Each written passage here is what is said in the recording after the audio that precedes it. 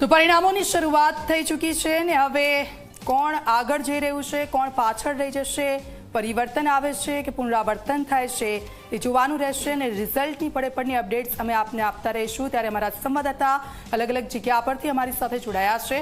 ગૌરવ દવે અમારી સાથે રાજકોટથી જોડાયા છે, ગૌરવ પટેલ અમારી સાથે જોડાઈ ગયા છે અને સાથે જ રવિ અમારી સાથે વડોદરાથી જોડાઈ ગયા છે। ગૌરવ પટેલ પાસે જઈશું। ગૌરવ, રિઝલ્ટ આવવાની શરૂઆત થઈ ચૂકી છે, શું લાગી રહ્યું છે? જનતાનો મૂડ આ વખતે જેવીએમમાં કેદ થયો છે અને પરિણામો આવવાની શરૂઆત। ગૌરવ,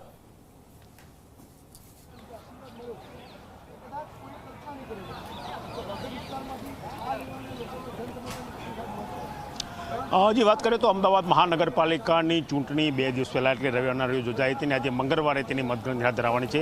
આ દ્રશ્યો તમે જોઈ શકો છો અમદાવાદની ગુજરાત કોલેજના કે જ્યાં ટોટલ 21 વોર્ડની મતગણતરી હાથ ધરવાની છે। 21 વોર્ડની વાત કરીએ તો 21 વોર્ડ પૈકી શરૂઆતના તબક્કે 7 વોર્ડની મતગણતરી હાથ ધરાશે, જેમાં દાનિલા, નિકોલ સહિતના જે વોર્ડ છે તે વોર્ડનો સમાવેશ થયો છે। સૌથી મહત્વની વાત છે કે જે સ્થાનિક સ્વરાજની ચૂંટણી છે જેમાં કોઈપણ એક રાજકીય પક્ષના દબદબાની વાત કરીએ તો દાનિલા, નિકોલ, ગોતા, જોધપુર, નવાવાડજ, ચાંદખેડા અને અમરેવાડી આટલા વોર્ડની શરૂઆતમાં મતગણતરી હાથ ધરાશે, જેમાં 4 વોર્ડ એવા છે જે સીધી રીતે ભારતીય જનતા પાર્ટીનો ગઢ માનવામાં આવે છે। બાકીના જે 3 વોર્ડ ખરા તેમાં મિક્સ પરિણામ આવી શકે છે। મતદાનની ટકાવારીની વાત કરીએ તો જે પ્રમાણે રવિવારે ગરમી હોવા છતાં જે મતદાન થયું હતું તે પ્રમાણમાં ઘણું સારું કહેવાય, કારણ કે એસઆઈની પ્રક્રિયામાં જે રીતે ભૂતિયા મત અથવા તો એક કરતાં વધારે સ્થાને જે મત હતા તે મત રદ થયા ત્યારબાદની મતદાનમાં 51.58% જેટલું મતદાન થયું હતું, એટલે કે ગત સ્થાનિક સ્તરની ચૂંટણી એટલે કે 5 વર્ષ પહેલાં જે ચૂંટણીઓ થઈ હતી તેના કરતાં મતદાનમાં વધારો થયો હતો। આ વખતના મતદાનમાં સૌથી રોચક વાત એ જોવા મળી કે જ્યાં લઘુમતી વિસ્તારો છે ત્યાં પ્રમાણમાં મતદાન વધારે થયું હતું અને જે પશ્ચિમ વિસ્તારના જે વોર્ડ ખરા ત્યાં પ્રમાણમાં મતદાન ઓછું થયું, એટલે 48 વોર્ડ પૈકી ગોમતીપુર વોર્ડ એવો છે કે જ્યાં સૌથી વધારે 70.43% જેટલું મતદાન થયું હતું। બીજા નંબરે બહેરામપુરા વોર્ડમાં 67% જેટલું મતદાન થયું હતું, દરિયાપુરમાં 66%, એટલે કહી શકાય કે જ્યાં લઘુમતી મતદારો વધારે છે ત્યાં મતદાનની ટકાવારી પ્રમાણમાં વધારે જોવા મળી હતી। સૌથી ઓછું મતદાન અમદાવાદના નવરંગપુરા વિસ્તારમાં થયું હતું, જે સૌથી જૂનો પશ્ચિમ અમદાવાદનો વોર્ડ કહેવામાં આવે છે, ત્યાં પ્રમાણમાં મતદાન ઓછું થયાની માહિતી મળી રહી છે। જે પ્રકારની સ્થિતિ હતી, જે સ્થાનિક મુદ્દાઓ હતા, રોડ, રસ્તા, રસ્તા અને પાણી સહિતના મુદ્દા હતા, ત્યાં પબ્લિકે પોતાનું મન ક્યાંય કળવા દીધું ન હતું।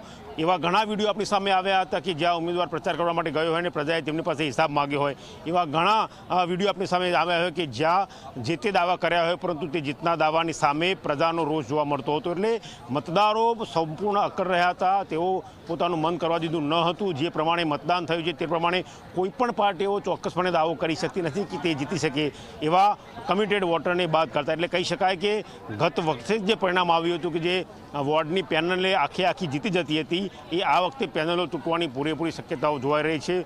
ન માત્ર અમદાવાદના પૂર્વ વિસ્તારમાં પરંતુ એવા પશ્ચિમ વિસ્તારના પણ કેટલાક વોર્ડ છે કે જ્યાં ઉમેદવારની પેનલ તૂટી શકે છે। એટલે જે દાવા ભારતીય જનતા પાર્ટી દ્વારા થઈ રહ્યા છે કે 170 કરતાં વધારે બેઠકો સાથે ઉમેદવારોનો બોર્ડ બનાવશે, તો સામે પક્ષે કોંગ્રેસ દ્વારા પણ દાવો કરવામાં આવે છે કે ગત વર્ષ કરતાં એટલે ગત વખતની ચૂંટણી કરતાં તેમનો વોટ શેર અવશ્ય વધશે અને તેમની સીટોમાં પણ વધારે થશે। પરંતુ એક વસ્તુ નક્કી છે કે હવે જે પોસ્ટલ બેલેટની મતગણતરી શરૂ થઈ છે ત્યારબાદ ઈવીએમની મતગણતરી હાથ ધરાશે અને જે પહેલાં 7 વોર્ડ છે તેનું પરિણામ લગભગ 10:30 સુધીમાં જાહેર થાય તેવું લાગી રહ્યું છે। એટલે કહી શકાય કે અંદાજે 12:30 થી 1 વાગ્યા સુધીમાં અમદાવાદ મહાનગરપાલિકામાં કઈ પાર્ટીનું શાસન આવે છે। રાજુ, ત્યાં આગળ કયા પ્રકારની પરિસ્થિતિ અને શું કે આંકડા